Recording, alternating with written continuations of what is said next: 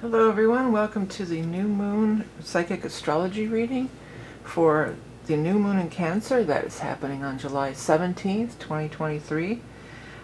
This is going to be a psychic or intuitive astrology reading, so I do use astrology as a jumping off point, but there are definitely downloads from my guides and messages that come through during the course of the reading. If you don't understand astrology, don't be put off because, again, it's not only astrology based. There's definitely some spirit guide interceptions going on all the time. I'm vickieverlie, the rock and roll prophetess on YouTube, and don't be fooled by imposters. Okay, well, let's dive right in here. We've got the new moon happening at 24 degrees of Cancer, so that's the sun and moon joined together. It's opposing Pluto. So this is a powerful new moon to initiate change, because Pluto is always death and rebirth, creating big changes in our lives. That is the other side of it, but it can work together for sure. And it's also connected with the squaring of the nodes, which is happening. The nodes are still in 0-0 Taurus and 0-0 of Scorpio, but they are going to go in like the next day or the next day or so. So there is a square going on there. It is also sextiling Uranus, and it's making an aspect to the Venus over here, and it is trining with the beautiful Neptune. So it's making aspects. So I dare say anywhere in your chart, you know, all signs are going, well, all signs are always, you know, activated and, you know, affected by this thing, but it's powerful. I'm going to start with this dreamy. Well, that's the change there, but I love that this new moon trining this beautiful Neptune energy. Dreamy, spiritual, intuitive, creative. I get a real sense of peace surrounding this transit, around this aspect.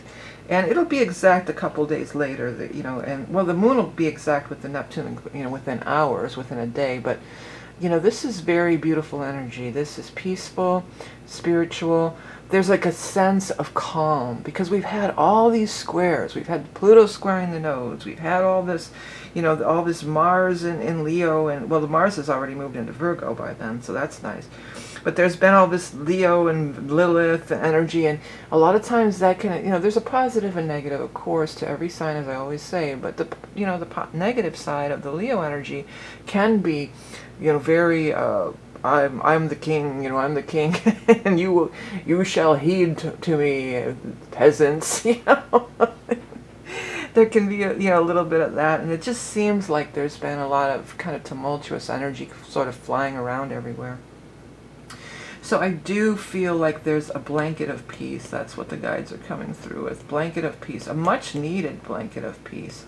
So I really like this. I feel like even though it's a new moon, I feel like many things could be laid to rest now, that we can put it all behind us. Well, we can turn over a new leaf. You know, we can put it behind us, turn over that new leaf, turn over that new beginning, start afresh, start anew, and go forward in peace, you know, while initiating changes that we want to make. But see, with this Pluto and Capricorn, all this, these are long-standing things. This isn't anything that's just for one day or even 1 week or 1 month.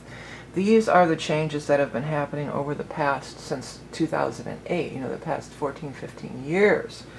And it feels really nice, like we can really put our foot on this new path and initiate in this beautiful new beginning. Yeah, so the Mars has moved into Virgo here too, so, and it's conjunct Pallas. So there could be like breakthrough, and it's opposing the Saturn. Yeah, so these are workhorse kind of energies. The Saturn wants to work and lay these foundations. The Mars in Virgo, it's a great time to like organize your kitchen, take everything out of your cabinet. So I'm just sitting by my kitchen thinking, I should take everything out of there and clean it up and reorganize it and put it back in. You know, reorganizing, going over any kind of money and health, I keep wanting to say healthcare thing. So maybe going over any healthcare bills or regiments, or if you take, you know, pharmaceuticals, make sure all your drugs and everything are, you know, lined up in an order. I'm not a pharmaceutical type of person. I take 0 pharmaceuticals, other than maybe a baby aspirin sometimes. But you know, with this Saturn, there could be, and I'm no doctor, of course I'm not authorized to give any medical advice, but if you have been dealing with something, maybe there is some kind of, you know, a pill you can take that would help alleviate the symptoms. But of course, you know, you do want to always get in there and get that root cause rather than just masking the symptoms. But at any rate, you know, you could get a lot accomplished with this Virgo moon. And rearrange, I keep getting like rearrange things. So I feel like you could rearrange things into this new system, this new foundation. Working still with the Neptunian energy, because it is the Neptune with the Pisces as the ruler of Pisces, so it's always going to be in anything in Pisces is always bringing that Neptunian energy, but it's bringing that flow and that ease. And Saturn is bringing that earthly foundation, that structure, you know, pulling things in, that structural foundation for you. So it is a time of setting up new foundations, and this is a beautiful time to dream it into being, to imagine it into being. And in the Cancer does rule the fourth house, you know, it's the ruler of the fourth house, plus the Cancer rules over the moon energy. So it's so powerful because once a year we get this Cancer new moon.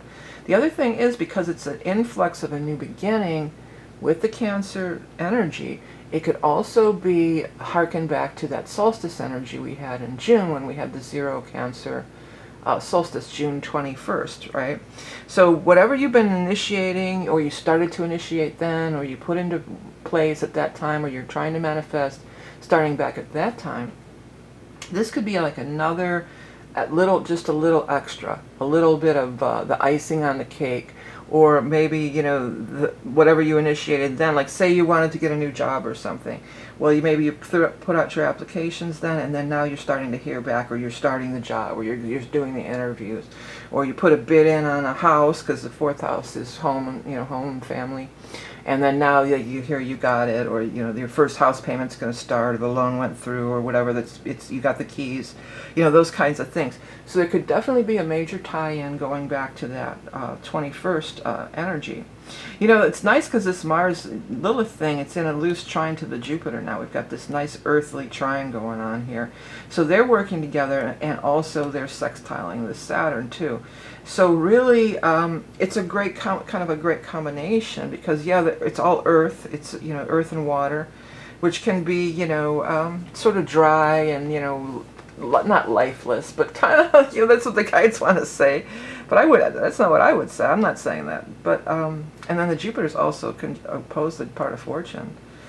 So some kind of fortunate twist of fate. Things kind of, I'm getting the feeling of just things sort of falling into place that may appear to be quote unquote lucky. You know, lucky breaks, lucky coincidences, lucky turns of fate, these types of things. And you know, it could really turn into something bigger. Things are clicking into place. They just keep showing me that. And it could be a little bit on the unexpected side too. It's got the sextile to Uranus. Uranus is squaring with Venus. Still could be, you know, meeting somebody out there. You're going to have the opportunity to go with an ex or something. And I don't know if it's good or not, but it does feel very passionate. It feels kind of the instance that I'm tuning into, what they're showing me, it's just kind of like you wake up in the morning like, oh God, what did I do? You know, oh no, how did this happen? But you could get, you know, carried away in something. That's, you know, that's definitely for one person or a couple of people out there. But also, you know, unexpected ways through Uranus to ground in through the sign of Taurus, some Venus and Leo stuff, some mad fun, some mad romance, some mad, you know, joyous experience, expression of joy, you know, kind of things, and creativity. But also, you know, Venus is the ruler of Taurus, and in that way, I always go for the Venus being the creativity, you know, that's my first kind of go-to connection to Venus, but it rules over money too. It rules over money, possessions, you know, and with the squaring with that Uranus in the sign of Taurus, there could be some, I wonder, we were just talking about if any of you play gambling at all, because both the big two games, what is it, Powerball and Mega, I rarely play those games, but they're both like in the $500 million range. So I wouldn't be surprised if those popped too. You know, somebody hit those jackpots. But it could just be hitting the jackpot in your life in a lot of different ways, you know. Or maybe, you know, you did want to get back with that ex. It doesn't have to be an ex necessarily, but I am picking that up for some reason. You know, this is that that's that regal thing too. The 28, the high degrees of Leo here. It's regalia or something, but it's rules. It's in the old time astrology. They would say that it was the mark of a king or something. They have this Venus or any planet at that high degree of Leo. So it could be something along those lines too. Maybe somebody, you know, who is in a position of power or an actual royal, where they still have that, you know, the monarchies. You know, there could be some kind of thing going on like that, some big turnabout, some big, I want to say shocking change, you know, or maybe they'll get married or something. But again, in your own life, when it's always when we're at these 28, 29 degrees, 27, or these zeros about to go 29, many times these are culminations. These are, you've gone down this road as far as you can take it, and it's time to, I was going to say turn a corner, but they're showing me, they're saying jump the fence. And I'm seeing like a little, like an animal, like a goat or something, like jumping the fence. So maybe it's time to jump the fence, if that means anything to you, to somebody out there, right? Yeah, but it's turning points, it's culminations. And here shows the new path. The 29 is the culmination, 28, 29. So we've gone this far. So now what? What is that? Where do we go from here? Now that all the children are growing up, how do we spend our time? I'm a little off on that, but it's some oldie song. Well, what that, if you just take that little sample of the lyrics that they gave me, which will happen during these readings, I'm not just sitting here making up songs, it's from the guides. You know, maybe some of you are empty nesters or something like that. Maybe some of you are empty nesters and you're just falling in love again. You know, maybe it was just like, oh, we're running, now the kids are gone, what do we do? Sometimes that'll break a relationship. Sometimes it's like, you know what, the kids are gone, I'm done with you too. I'm going to live my own life. But maybe it's just like, it's on, baby. Because I keep picking up this wild lovemaking through this Uranus, Venus thing. So somebody's out there having a good time. Yeah, we're just on the precipice of this big shift. It's a couple days away. I did do a separate video on the nodal shift, and I did, you know, take it through all the house systems for the signs. But, you know, we're finishing up these lessons here of the Taurus and Scorpio axis. You know, the Taurus being about the money, about the possessions, but also about the creativity too. I know myself, well, I've always been into the creative stuff, you know, but I really got back into art over the last couple years, or during and post-pandemic. You know, I really started getting back into art. And I think that's one of the positive ways that this North Node, you know, Taurus energy could have been used, is a call to creativity. And I'm hearing a call to freedom.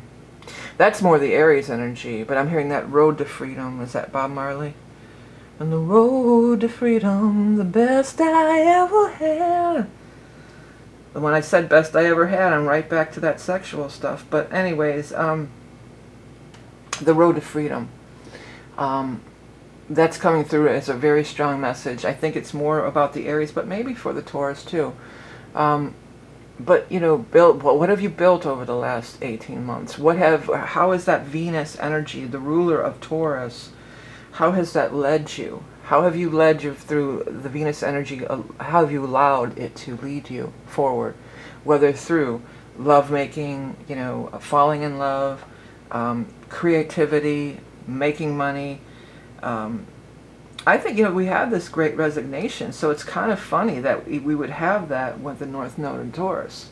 Because usually, well, not usually, but I would right away sort of think of it as, you know, striving for more money. And so many people have left their jobs over, you know, after the post-pandemic, because they had these big realizations that they weren't following their true North Node, their true North, their true Venus, their true, what they love and what they're passionate about, and what they, you know, what makes them happy, really. Venus is where's your joy, where's your happiness, where's your love.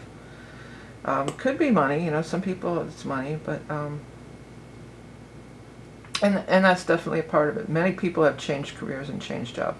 And then with the South Node, with this, this part of fortune, it's 8 degrees, so it's not quite in there. But I mean, I want to read them together for in this instance. We may finally get it. Because a lot of times with the Scorpio energy, we're purging all this heavy stuff. It's being ripped away from us. It could be very intense. Scorpio energy is intense, okay? There's this one guy,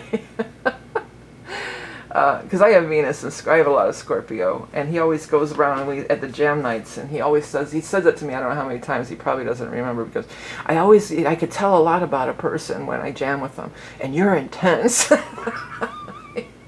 He tells me that every time.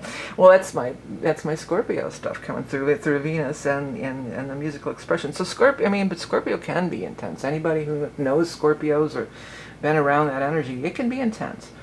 And it can be, it's Pluto. It can be really disruptive and big change. But with the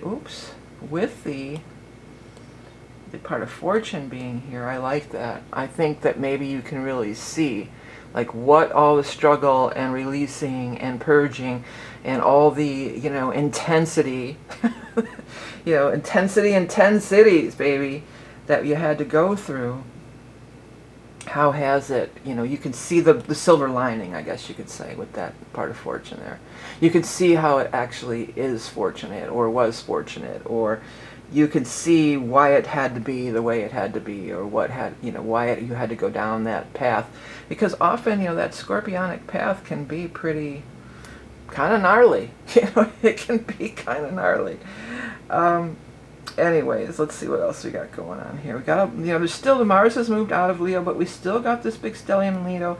Still much time for summer fun, hot fun in the summertime, coming through.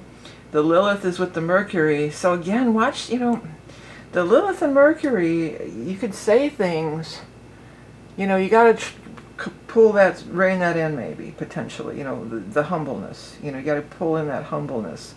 Because you could say something kind of flippant or kind of, that comes, let them eat cake kind of thing, not, and the Cancer energy, which is actually where the new moon is, with the Juno too, that's all about that being nurturing, being kind, being nurturing, being caring. That's the essence of it. It's the mother, it's the moon, it's the great mother.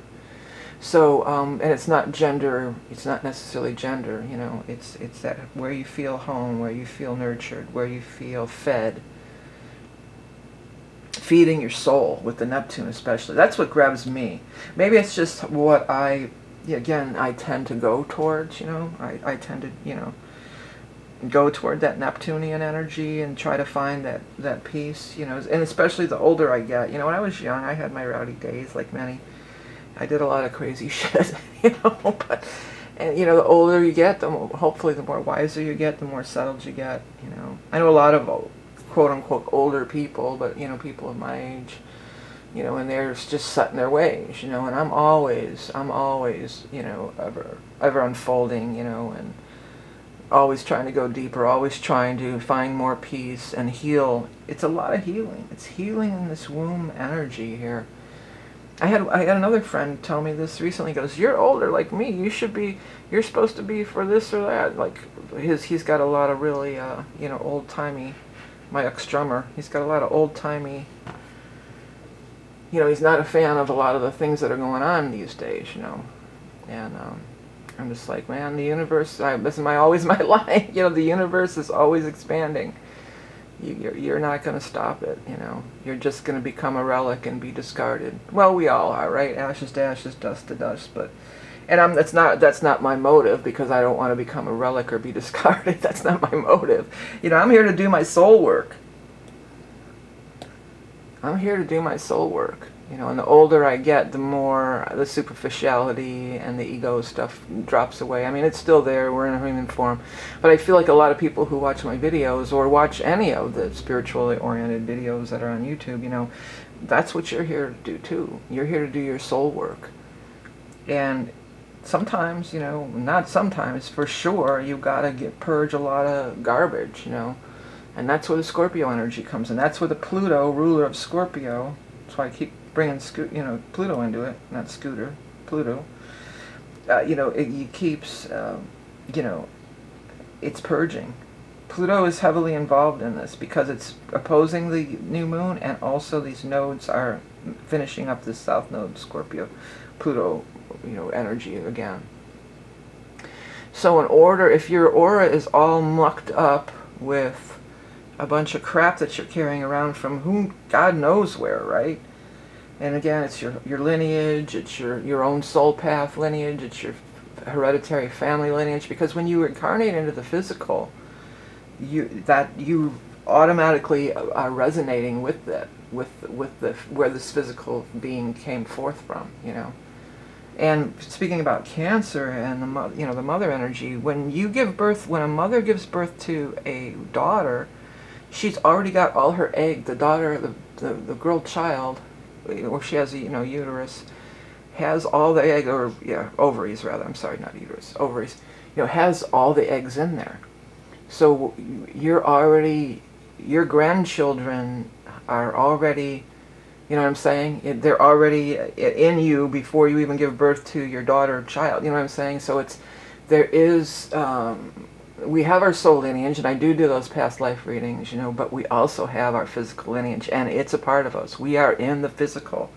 And the Cancer energy is in the physical, Saturn, the Taurus energy is in the physical. And as esoteric or spiritual as we are, there's still a lot of stuff, going on with the physical body and the physical lineage and the physical heritage.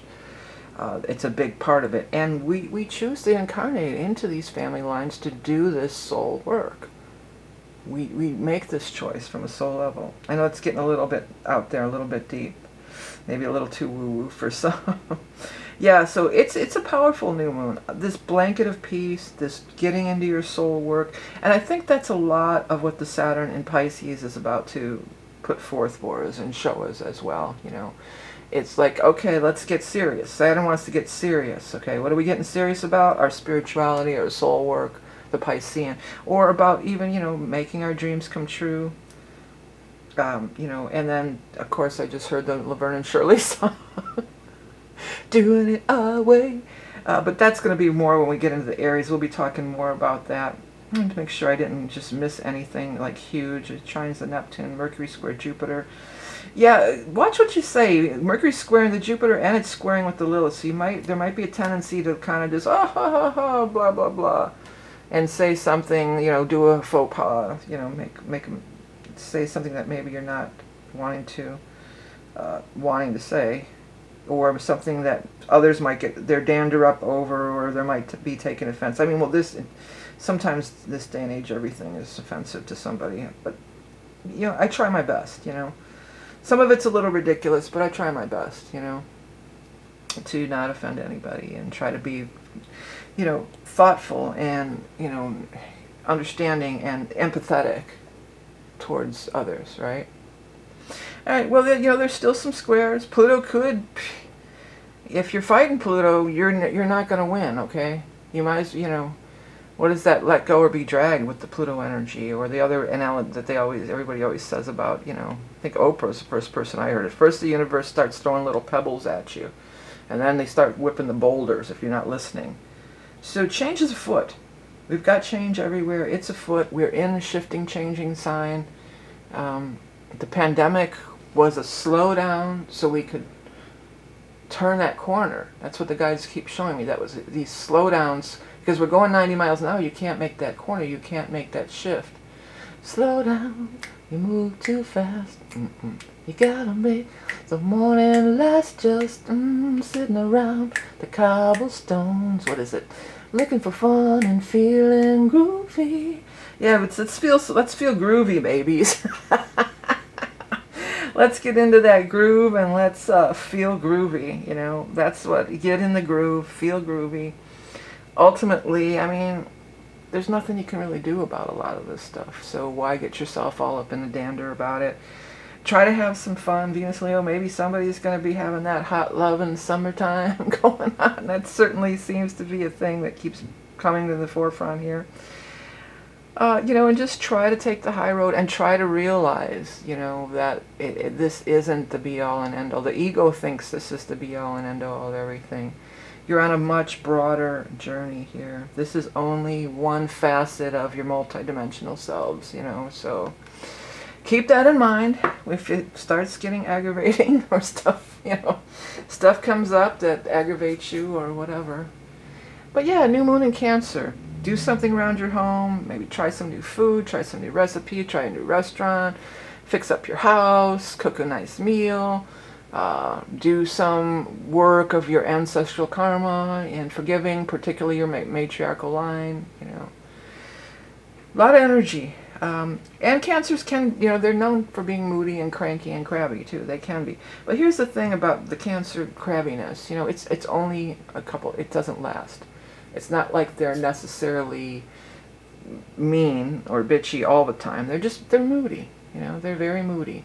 But there also is a they're moody because they're so in tune with the tides, you know. Just like the moon, you know, affects the tides of the water and everything like that. So, yeah, it's a powerful time of creation, a powerful time to find peace if you seek it out. Neptune doesn't necessarily come right in your face, you know. Neptune's like, okay. I mean, Neptune's not like, okay, peace time, like nap time for the kitties, you know. It's like, no, you have to seek that out, or you have to put those feelers out. It's always there. It's ever present, you know. It's ever present. It's the ever present peace calling you to home. That's what the guides came through with for a final thought. I like that one. Alrighty, everybody. Alrighty. Alrighty. That's not my word. But anyhow, thanks so much for tuning in. Hey, I'm not offering any special readings right at the moment, but I always have readings available.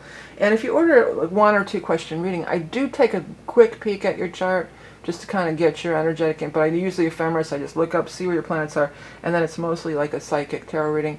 The only astrology reading that I always have available is the soul reading. And that is just that, looking at your soul lineage, looking at, you know, what you know, it's astrology based, and I do look at specific things such as the nodes and the Chiron and the 12th house and different things. But it's way psychic, you know. I definitely start getting a lot of visions, a lot of downloads. They're showing me the scenes from your other incarnations. So if you want to really take a deep dive down that rabbit hole, that's always available too. All right. Well, thanks so much for tuning in. Remember, you are love and beauty incarnate. Ride that wave. Ride the wave of peace. Ride on the peace train. All right, everybody. Talk to you soon. Bye.